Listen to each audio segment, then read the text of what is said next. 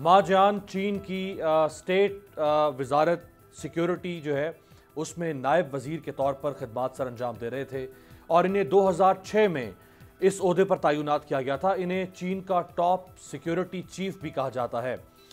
ये वजारत गैर मुल्की और काउंटर इंटेलिजेंस ऑपरेशंस की निगरानी पर मामूर है।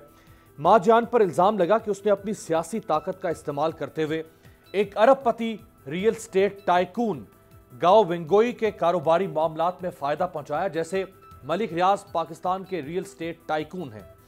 उस इल्जाम लगने पर उन्हें 2015 में अपने ओहदे से बरतरफ कर दिया गया और फिर कम्युनिस्ट पार्टी से भी निकाल दिया गया।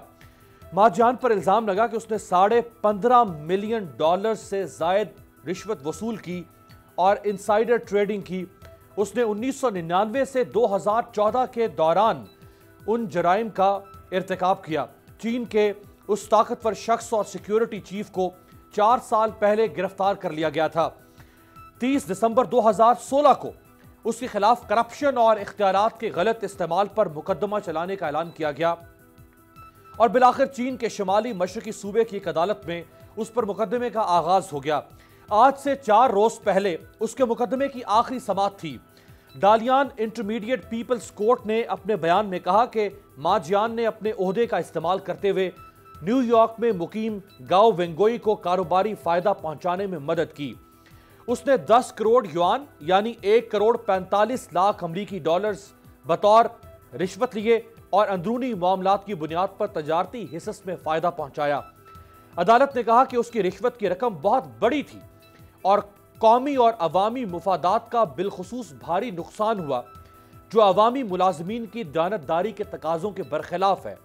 और आज से 4 रोज पहले चीन के इस ताकतवर तरीन शख्स साबिक इंटेलिजेंस चीफ को रिश्वत समेत दीगर जराइम में मुलव्वस होने के इल्जाम में उम्र कैद यानी लाइफ टाइम इम्प्रिजनमेंट उम्र कैद की सजा सुना दी गई है।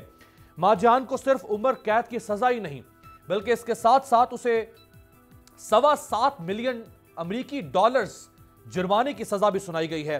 अदालत ने हुक्म दिया कि इसकी तमाम जाती जायदाद और असासे मुंजमद कर लिए जाएं, सरकारी तहवील में ले लिए जाएं उस वक्त तक जब तक ये वो नाजायज दौलत जो इसने अपने ओहदे का इस्तेमाल करते हुए हासिल की उसको वापस सरकार को लौटा नहीं देता।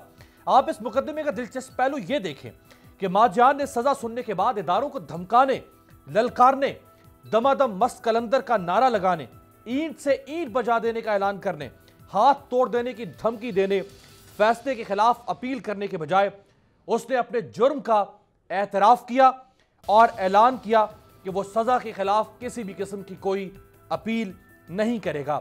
चीन में सदर शी जिनपिंग की जानिब से करप्शन के खिलाफ इस जारी मुहिम में कई आला ओहदेदारों को उनके ओहदों से हटाया जा चुका है और 2012 से लेकर अब तक 10 लाख से जायद अहलकारों को सजा सुनाई जा चुकी है।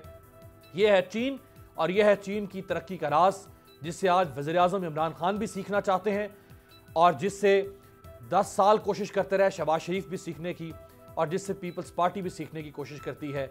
लेकिन जब करप्शन के ऊपर कार्रवाइयों की बात आती है तो ये दोनों बड़ी जमातें पीपल्स पार्टी और मुस्लिम लीग नून ये दमादम मस्त कलंदर का नारा लगाने का दावा करते हैं पाकिस्तान में और करप्शन की कार्रवाइयों को रोकना चाहते हैं।